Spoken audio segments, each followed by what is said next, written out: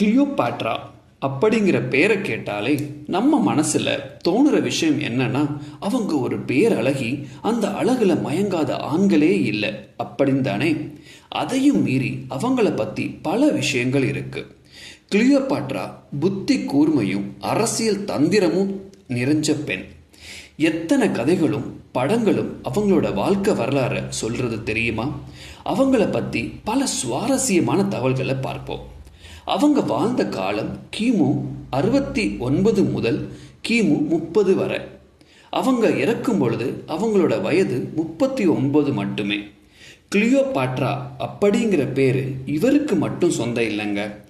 இவங்க 7ஆம் கிளியோபாட்ரா அப்படின்னு அறியப்படுறாங்க.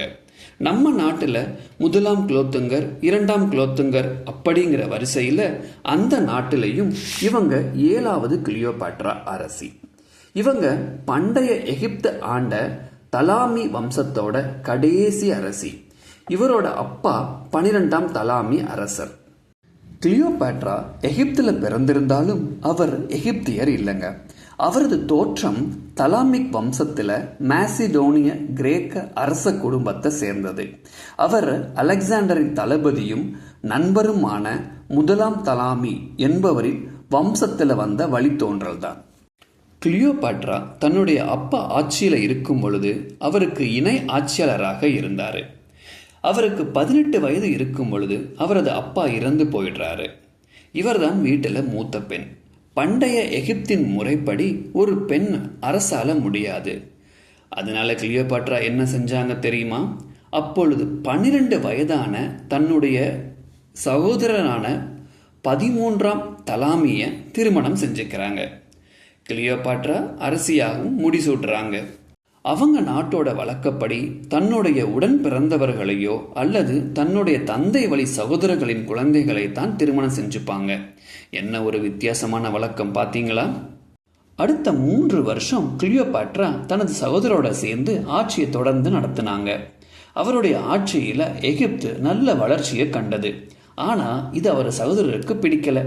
13ஆம் தலாமி தனது சகோதரியை பதவி நீக்கம் செய்ய முயன்றாரு. அவரை சிரியாவுக்கு நாடு கடத்தினாரு. இப்பதாங்க கிளியோபாட்ரா தனக்கு உதவி செய்யுமாறு ஜூலியஸ் சீசர் கிட்ட கேட்டாங்க. எப்படி தெரியுமா? தன்னை ஒரு பெரிய போர்வையால் சுற்றி சீசர் முன்னாடி எடுத்துட்டு போய் அந்த போர்வையை எடுக்குமாறு தன்னோட வேலை ஆட்களுக்கு கட்டளையிட்டாங்க. அவங்களும் அதை போலவே செய்ய கிளியோபாட்ராவை முதல்ல பார்த்த உடனேயே சீசர் அவங்களோட வசம் ஆயிட்டாங்க. சீசர் போருக்கு போன சமயத்தில் கிளியோபாட்ராவோட முதல் சகோதரர் அதாங்க அவரை திருமணம் செஞ்சுக்கிட்டவர் தனது படைகளோட கிளியோபாட்ரா இருந்த நகரமான அலெக்சாண்ட்ராவுக்கு வந்து அவங்கள வீட்டோட சிறைப்பிடிக்கிறாரு. அடுத்த சில நாட்களிலேயே போருக்கு போயிருந்த சீசர் திரும்ப வந்து கிளியோபாட்ராவோட சகோதரரை கொன்னுட்டு எகிப்தோட அதிபராக கிளியோபாட்ராவையும் அவரது 2வது சகோதரரான 14ஆம் தலாமியும் நியமிக்கிறாரு. எப்படி தெரியுமா? அவங்க 2 பேருக்கும் திருமணம் செய்து வச்சிடுறாரு. இப்போ கிளியோபாட்ராவுக்கு 22 வயது, அவரது 2வது சகோதரருக்கு 12 வயது தான். இந்த சமயத்தில் சீசருக்கும் கிளியோபாட்ராவுக்குமான ரகசிய உறவு தொடருது. அதற்கு சாட்சியாக அவங்களுக்கு ஒரு ஆண் குழந்தை பிறக்குது. அவனுக்கு சிசாரியன், அதாவது ஜூனியர் சீசர் என்ற பொருளை பெயர் வைக்கிறாங்க. அதற்கு அப்புறமா கிளியோபாட்ரா ரோம் நகருக்கு ஒரு அரசியாக வராங்க. அங்கே 2 வருஷம் சீசரோட அரண்மனையில் தங்குறாங்க. அப்போ அவரோட வயது 25 தான். இந்த சமயத்தில் சீசர் நயவஞ்சகத்தால் கொலை செய்யப்படுறாரு. தன் உயிருக்கு ஆபத்து ஏற்படும் பயந்து எகிப்துக்கு திரும்பி வராங்க கிளியோபாட்ரா. அங்கே வந்த கொஞ்ச நாட்களில் கிளியோபாட்ராவோட 2வது சகோதரரும் கொல்லப்படுறாரு.